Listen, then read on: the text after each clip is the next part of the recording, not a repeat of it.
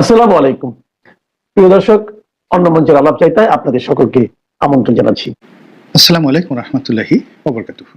সম্মানিত দর্শক, আমাদের দেশের নাটক সিনেমার শেষ দৃশ্যে যে সাসপেন্স থাকে, উত্তেজনা থাকে, বা সমাপ্ত হওয়ার আগে কোনো বিয়োগাত্মক ঘটনা ঘটে, নায়ক নায়িকা মারা যায়, সবাই কান্নাকাটি করে। আবার কখনো কখনো নায়ক নায়িকার মিলন হয়, হল থেকে, সিনেমা হল থেকে বা নাট্যমঞ্চ রঙ্গমঞ্চ থেকে মানুষজন হাসতে হাসতে বের হয়। তো আমাদের দেশে এই মুহূর্তে রাজনীতির যে ছলাকলা চলছে, রাজনীতির যে নাটক চলছে, রাজনীতির যে যুদ্ধ প্রতিযোগিতা চলছে, আপনি যেভাবে নেন না কেন, আমরা একেবারে চূড়ান্ত পর্যায়ে পৌঁছে গিয়েছি। যদি সবকিছু ঠিকঠাক থাকে, একেবারে ইতিবাচক চিন্তা করুন, ফেব্রুয়ারি মাসে নির্বাচন হবে, ডিসেম্বর মাসে প্রথম সপ্তাহে বা দ্বিতীয় সপ্তাহে নির্বাচনের তফসিল ঘোষণা করা হবে এবং সকল রাজনৈতিক দল অংশগ্রহণ করবে, সবাই ভোট কেন্দ্রে যাবে।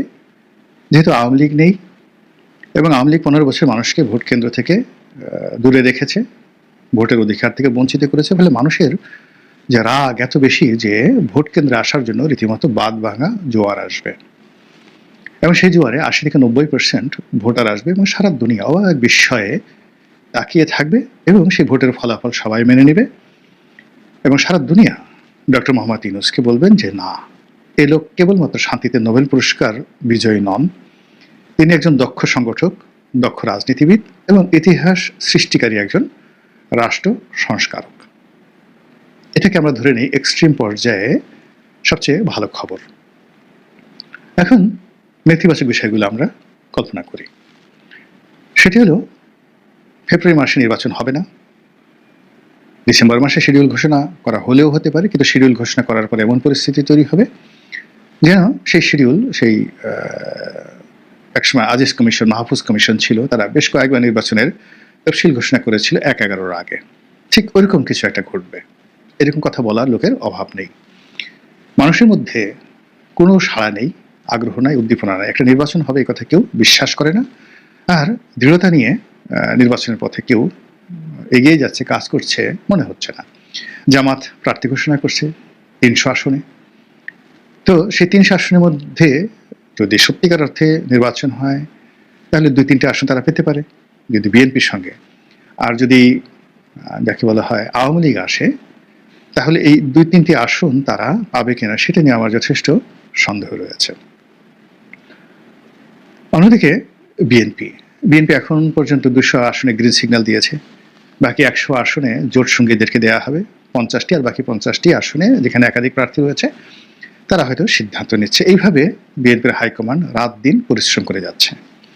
তারা মুখে মুখে বড় বড় কথা বলছে যে এই বছর তারা এমন প্রার্থীকে দেবেন যারা খুবই জনপ্রিয়, গ্রহণযোগ্যতা রয়েছে, যাদের বিরুদ্ধে চাঁদাবাজি থেকে শুরু করে কোনো কিছুর অভিযোগ নেই, এরকম মানে সোনায় সোহাগা প্রার্থীদেরকে বিএনপি মনোনয়ন দেবে। তো যাদেরকে এই 200 জনকে গ্রিন সিগন্যাল দেওয়া হয়েছে, তাদের মধ্যে কয়জনের বিরুদ্ধে চাঁদাবাজির অভিযোগ নেই আমি বলতে পারবো না।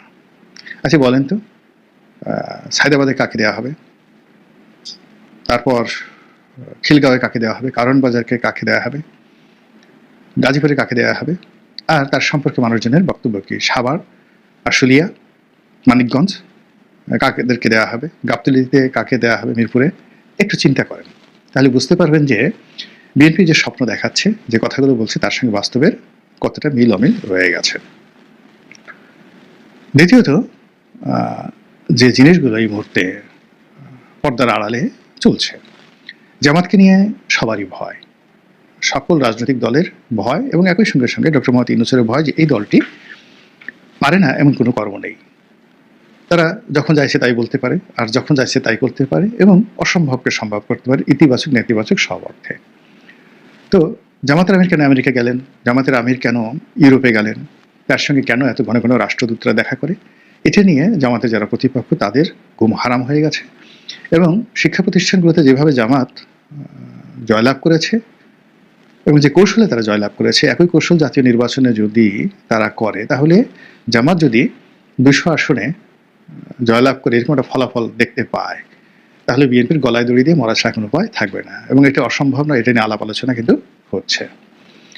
তো এই কারণে কি হলো, ডিসেম্বর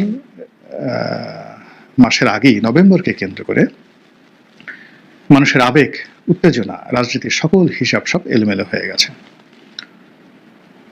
দেশের প্রধানতম রাজনৈতিক দল, যেটি 2024 সনে যদি নির্বাচন হতো 280টা সিট তারা পেত, 2025 সনে যদি সেই এপ্রিলের মধ্যে নির্বাচন হতো তাও তারা 260টি আসন পেত বিএনপি। এখন সত্যিকার অর্থে নির্বাচন যদি হয়, একতরফা নির্বাচন হয়, বিএনপি কি করে ভোটারদেরকে ভোট কেন্দ্রে আনবে, কি বলে ভোট কেন্দ্রে আনবে, এটা নিয়ে অনেক প্রশ্ন রয়েছে। বাস্তবতা হলো 7 to 8% ভোটার ভোট কেন্দ্রে আসবে, এটার কোনো নিশ্চয়তা নেই। বোঝার চেষ্টা করুন, আওয়ামী লীগের মতো একটা বৃহৎ দল, তাদের জনপ্রিয় প্রার্থী, ছাত্রলীগ, যুবলীগ, অঢেল টাকা, রাষ্ট্র ক্ষমতা, এত কিছুর পরে 2024 সনে তারা 6 or 7% ভোটার কিন্তু ভোট কেন্দ্রে আনতে পারেনি। তারা রেজাল্ট শিট তৈরি করেছে এবং সিল পিটিএসে বাক্সবন্দি করেছে। ফলে এখন যদি আপনি হিসাব করেন যে ভোট কেন্দ্রে সিল পিটানো হয়েছে, যা কোথাও গিয়ে দেখবেন যে ভোটার আছে 3000, সিল পিটানো হয়েছে 4000। আবার উপজেলা থেকে যে ফলাফল ঘোষণা করা হয়েছে, সেই ফলাফলের সঙ্গে যে রেজাল্ট শিটটা তৈরি করা হয়েছে নির্বাচন কমিশন কেন্দ্রীয় অফিসে, সেই রেজাল্ট শিটের মিল নেই। এইভাবে গোজা মিল দিয়ে একটার পর একটা যে কুকর্ম, সেই কুকর্মের কারণে দেখুন আজ নুরুল হুদার মতো একজন বীর মুক্তিযোদ্ধা এই সিইসির পদে বসে তিনি আজ জেলে জুতোর মালা গলায় নিয়ে সেখানে গিয়েছেন। হাবিবুল আওয়াল সাহেবের মতো একজন নিপাট ভদ্রলোক, সৎ মানুষ, তার মতো মানুষ রীতিমতো বেইজ্জতি হয়ে এখন কারাগারে আছেন। তো সেই দিক থেকে এখন নির্বাচন কমিশন, সেই নির্বাচন কমিশন বর্তমান যে যাকে বলে প্রেক্ষাপট, যেখানে সেনাবাহিনী সম্পর্কে মানুষের ভয় নেই, পুলিশ সম্পর্কে মানুষের ভয় নেই, ডিসিএসপিদেরকে মানুষ গণনায় ধরেন না, তো সেই যে মনোবৃত্তি আগামী সেই 90 দিনের মধ্যে বা 70 দিনের মধ্যে, 80 মানে 90 দিন না 60 দিনের মধ্যে, 2 মাসের মধ্যে এমন কি পরিবর্তন হবে যার ফলে মানুষ দলে দলে প্রশাসনের ভয়ে, নির্বাচন কমিশনের ভয়ে মানে একটা সিল পিটাবে না এবং সবাই ভোট কেন্দ্রে দিয়ে যাবে, এটা একটা অসম্ভব এবং অলীক কল্পনা। ফলে সেই অলীক কল্পনাগুলো নিয়ে কিছু কিছু মানুষ প্রচার করার চেষ্টা করছে, যারা প্রচার করছে তারা বিশ্বাস করছেন, কিন্তু আশঙ্কাগুলো যেগুলো পিছনে রয়েছে সেগুলো মানুষকে তাড়া করছে, এবং সেই আশঙ্কাটা কোন পর্যায়ের বুঝতে পারবেন। তারেক রহমান সাহেব দেশে আসবেন কি আসবেন না, এটা নিয়ে বিএনপির প্রতিটি দিন মানুষ প্রচার চালাচ্ছে, এই নেতা আসবেন, আজ আসবেন, কাল আসবেন। বিশ্বাস করেন, যখন এত প্রচার এবং প্রোপাগান্ডা চালানো হয়, একটা সময় যদি সত্যিকার অর্থে তিনি আসেনও, তার ব্যাপারে মানুষের কোনো আবেগ, অনুভূতি, আগ্রহ থাকবে না। এটা হলো বাস্তবতা। অর্থাৎ তিনি যদি 2024 সনে আসতেন, হয়তো তাকে দেখার জন্য এয়ারপোর্টে 20 লাখ লোক হতো। তিনি যদি আজকে আসেন, হয়তো 10 লাখ লোক আসবে। কিন্তু তিনি যদি নভেম্বর মাসে আসেন বা ডিসেম্বর মাসে আসেন, 5 লাখ লোকের সমাবেশ করানো যাবে কিনা এটি নিয়ে আমার যথেষ্ট সন্দেহ আছে। This is the reality. এর বাইরে জনাব তারেক রহমান সাহেবকে বা বিএনপিকে যারা স্বপ্ন দেখায়, তারা রীতিমতো ভুলে ভরা একটা সাম্রাজ্যে বসবাস করছে। ঢাকা শহরে অনেকে অনেক হাইপ তুলছে, বিএনপির অনেক নেতা, যেমন সালাউদ্দিন সাহেব। সালাউদ্দিন সাহেবের অনেক ক্ষমতা ঢাকা শহরে, কিন্তু আপনি একটু তাকে চট্টগ্রামে উইদাউট বডিগার্ড, উইদাউট লোক ছাড়া একটু ফ্রি মুভমেন্ট করার জন্য 24 ঘন্টার জন্য ছেড়ে দেন তো চট্টগ্রাম শহরে। তাকে একটু কক্সবাজারে বা তার নির্বাচনী এলাকাতে ঢাকা থেকে একা একা গাড়ি চালিয়ে একটু যেতে বলেন তো, দেখবেন তখনই আপনি বুঝবেন যে তার যে ভাইব কোন পর্যায়ে আছে। তো সালাউদ্দিন সাহেবের যদি একই অবস্থা, মির্জা ফখরুল সাহেবের অবস্থা একই। যে মির্জা ফখরুল সাহেব আওয়ামী লীগের পুরো জমানাতে এই ঢাকা শহরে হুন্ডাই করে ঘুরে বেরিয়েছেন, কোনো রকম ভয় আতঙ্ক ছিল না। সেই মির্জা আব্বাস সাহেবকে এখন অনেক লোকজন নিয়ে গাড়িতে করে, বডিগার্ড নিয়ে, নিজের নিরাপত্তা বিধান করে বিভিন্ন জায়গাতে যেতে হচ্ছে। ওনার মতো নিপাট ভদ্রলোকের এই অবস্থা হয়ে গেছে। তো এই আতঙ্কের কারণেই এখন বিএনপিকে 4টি বুলেট প্রুফ গাড়ি আনতে হচ্ছে, যেটা আওয়ামী লীগকে আনতে হয়নি।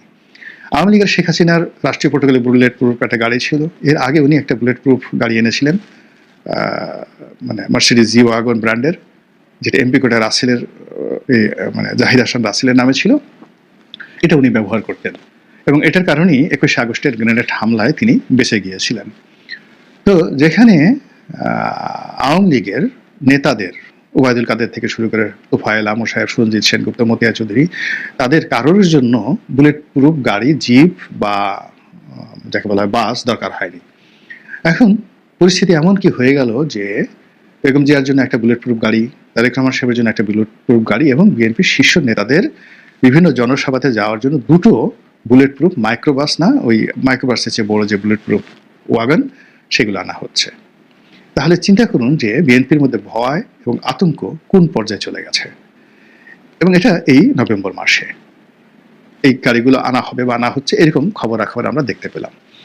দ্বিতীয়ত, জনাব তারেক রহমান সাহেব তিনি এই মুহূর্তের খবর হলো একটা নির্দিষ্ট ডেটে 26 তারিখে, মানে নভেম্বর মাসের 26 তারিখে তিনি উমরা করতে যাবেন, মক্কা মদিনা যাবেন এবং ওখান থেকে বাংলাদেশে আসবেন বলে জোর প্রচারণা চালানো হচ্ছে। যদি সবকিছু ঠিক থাকে উনি হয়তো নভেম্বর মাসে আসবেন বা ডিসেম্বর মাসে আসবেন। আর যদি কোনো কিছু ঠিক